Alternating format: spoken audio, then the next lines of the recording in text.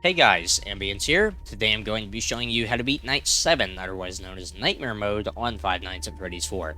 In this guide, I'll be explaining the optimal strategy for both segments. I think a lot of people just don't know how to play this night, especially the 4 to 6 a.m. segment, so I'll be showing off some really helpful tips that I haven't seen anyone else talk about yet.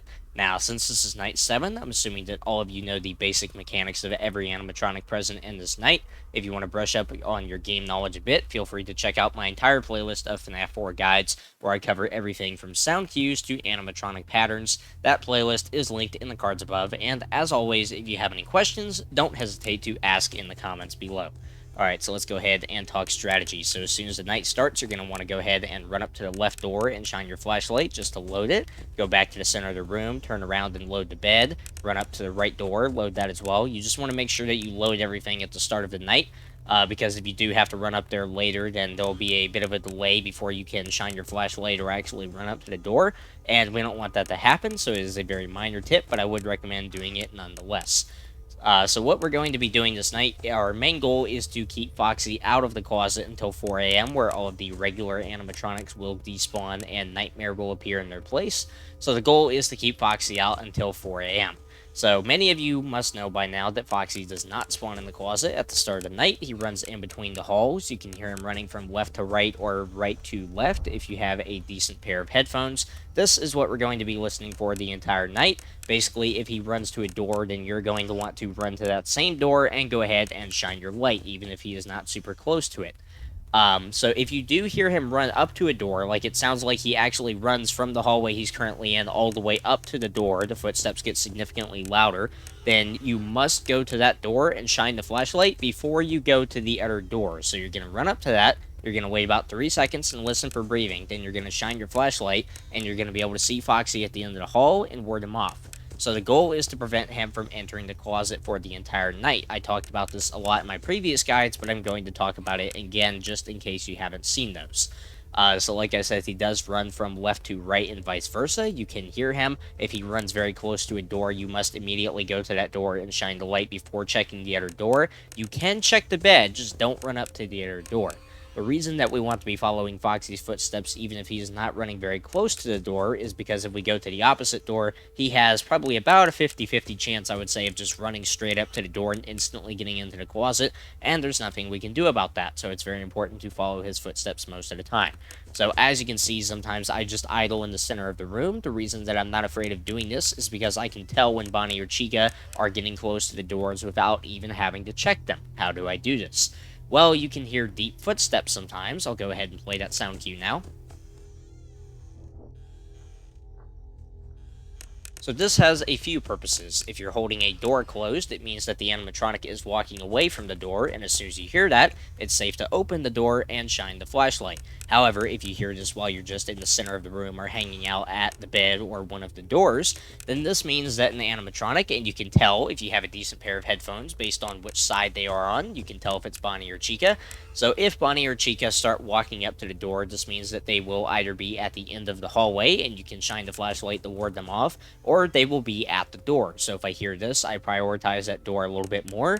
If I've been checking the right door a lot lately and I hear footsteps walk up to the left door, I'm like, okay, maybe I should go check the left door, even if there is a slight chance of Foxy getting in. So basically what you're going to do is just follow Foxy's footsteps between the hallways, run up to a door, wait about 3 seconds, and then go ahead and shine the flashlight.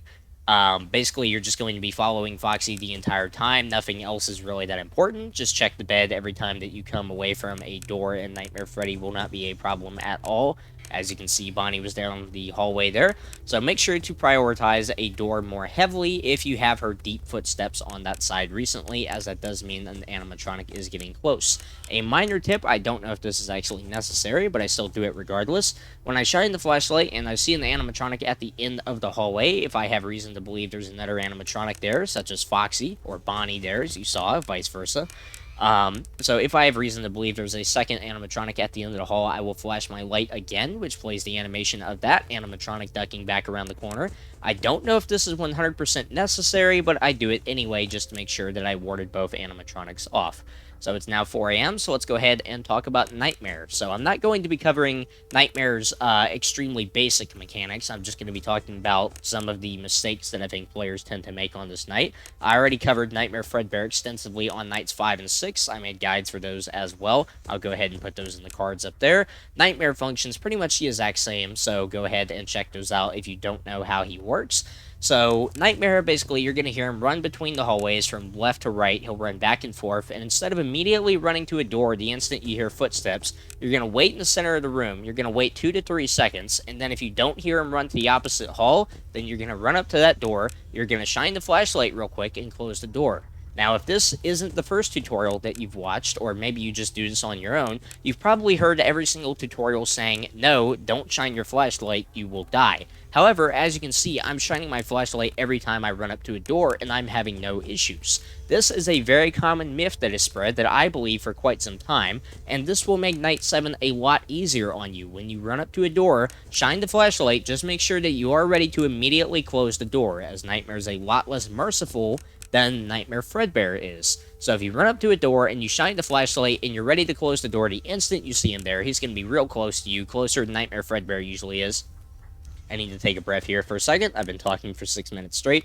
But if you run up to the door and he's there, just make sure that you are ready to instantly close the door. If you do close the door fast enough, I promise you, you will have no problem. This is much better. This is great for spotting out fake laughs. If you hear a laugh and footsteps at the same time and you're not quite sure whether it was a real or a fake laugh, maybe you heard the laugh a little after the footsteps ended, then go ahead and run up to the door, shine the flashlight real quick, and if he's there, close the door. If he's not, go ahead and go back to the center of the room, check the bed, check the closet, and you should have more than enough time to ward him off. Shining a flashlight in the hallway is actually a fantastic tactic. I don't know if this works on night 8. I still have to test that. I'll let you guys know in the night 8 guide. But for night 7, it 100% works. Just make sure that you are ready to close the door the instant that you see Nightmare there. And I promise you, you will have no issues, and this section will be a lot easier for you.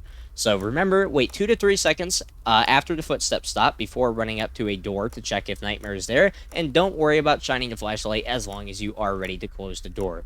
If you hear laughter and Nightmare is not in the hallway that you heard him run to, immediately turn around and check the bed, and if he's not there, run up, check the closet, and hold the door shut until you hear footsteps once again.